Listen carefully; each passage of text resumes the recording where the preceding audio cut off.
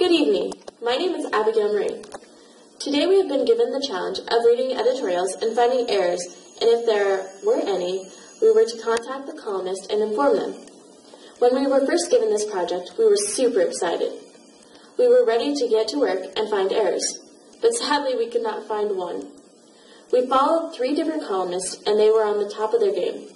I mean, that's good for them, but for us, it was so frustrating. So, what I'm going to do for you is compare the articles of each columnist and explain what I thought of each one of them. I'm going to start off with our national columnist, Ross Stewart. At the age of 33, he is the youngest opinion columnist in the history of New York Times. He represents a new generation of conservative commentators. Ross enlivens the editorial pages of the Times with his vigorous and penetrating analysis of domestic and international politics and government.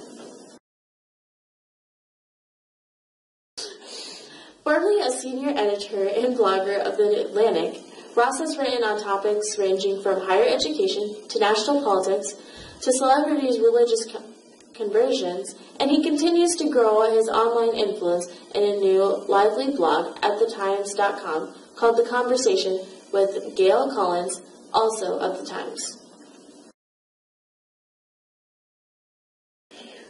Our first column is from September 1st, 2012.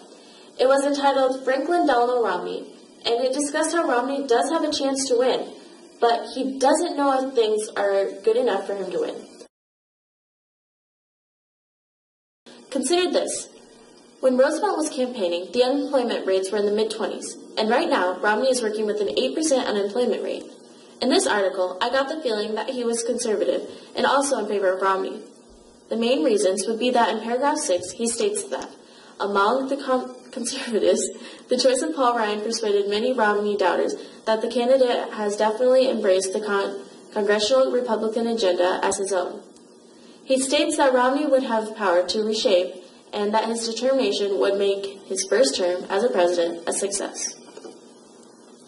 The second column that we read was from September 8, 2012. The title states it all. The magic is gone.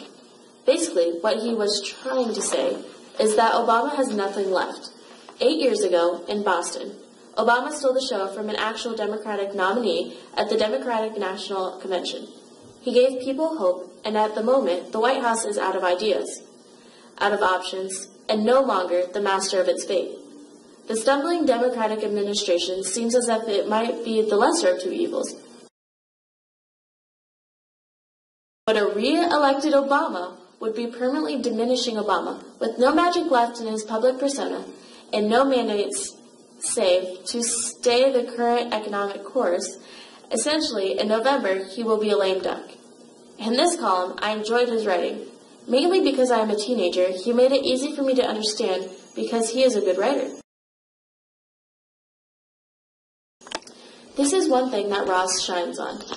Whether he is writing about the wars, healthcare, or the elections, he always captures his readers' attention. Our second columnist is a statewide writer, Kathy Obranovich, a columnist of the Des Moines Register. She is a writer of the facts, and she tends to capture her audience by stating facts that she knows will interest us. In her first article, written on September 2nd, 2012, It's Time for Spinning and Speculating, we noticed that she was leaning more towards Romney. But she kept it in a way that was not biased, which really shows how good of a writer she is.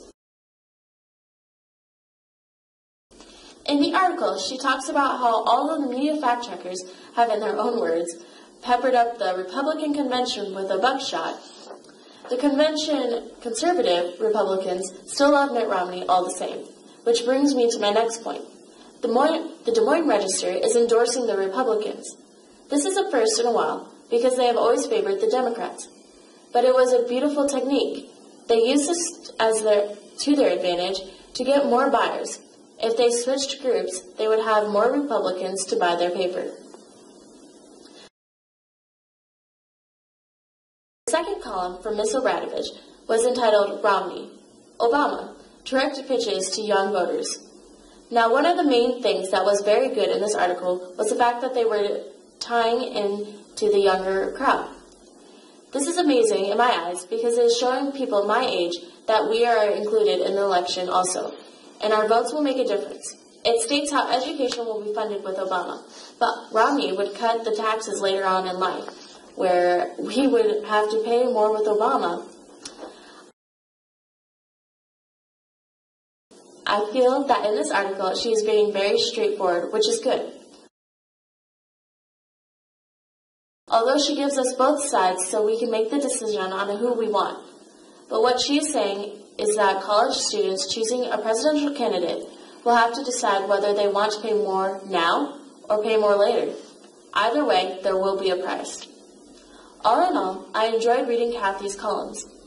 Although they were more fact-driven than personal, she kept our attention throughout her articles, which I want to point out is good, because if you want to keep newspapers running, we need to have the writings interesting so we can tie in more young adults. Our third and final columnist was a local writer from Carroll, Iowa, Doug Burns. He is an opinion columnist from my home area, and he keeps us on our toes wondering what he will say next. I have to say, out of all the columnists, he is my favorite. It is as if he puts himself into his writings, which shows tremendously, and it helps with his followers. The first article we read with Mr. Burns was Obama and Manning, Iowa. The way it works. This was written on September 25th, 2012. Now first off, I have to say this was a hard column to read, but then again, he kept it to the point and still gave us our information. In this article, it was nice to get actual people we know in the writings. That is what's nice about being a small-town columnist. Everyone knows who you are, and you know everyone, so it can hit you at a more personal level.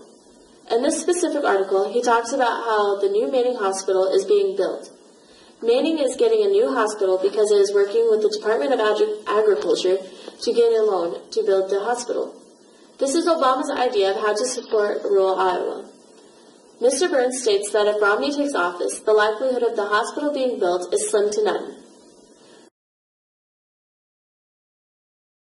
So Mr. Burns' article is saying how can anybody in Manning who supports the hospital not support President Obama? Doug ends this article in saying, if that's not enough for your vote, what is? Our second article was Why I'd Have Wanted Mitt Romney Advising My Teen Mom, written on October 2nd, 2012. Now in the first article, he shows us that he was an Obama fan. But in this one, he clearly states that he is for Romney. The main topic is about abortion. As we all know, Romney caused a little rustle when he changed to pro-life. But Mr. Burns, a man who was adopted as an infant, states that he would still want Romney to advise his mother. Why, you may ask? Romney states the facts, and Obama, in his terms, is all about feelings. Now, what he is trying to get across is that would you want someone convincing the mother it is okay to keep the child and create a life unwanted, or kill the baby? Or someone who is going to give the straight-up facts that the mother will not be able to give the care that the child will need? See, with this writing, Doug has given us a new outlook on the campaign with his own personal story. This could be something that could help Mitt Romney in the election. If writers gave more personal stories like this one, I feel that people would be looking at that and take it into consideration when they vote. One thing about Doug Burns is that he gives us columns that will appeal to both sides of the spectrum. In the first article, he gives the impression that he is an Obama fan, but in the latter, he tells us that he is a fan of Romney, which I just learned recently is not the case. As a reader of his columns, it is nice to know there is not only a support for his candidate, but for mine also. This is a project that I have never done before, which is probably the same case for my fellow participants. But in the end, I learned a lot about journalism and how to read a column with proper scrutiny. Although the concept of finding errors was not accomplished, I still feel that my project was beneficial not only to me, but to my advisor also. Thank you.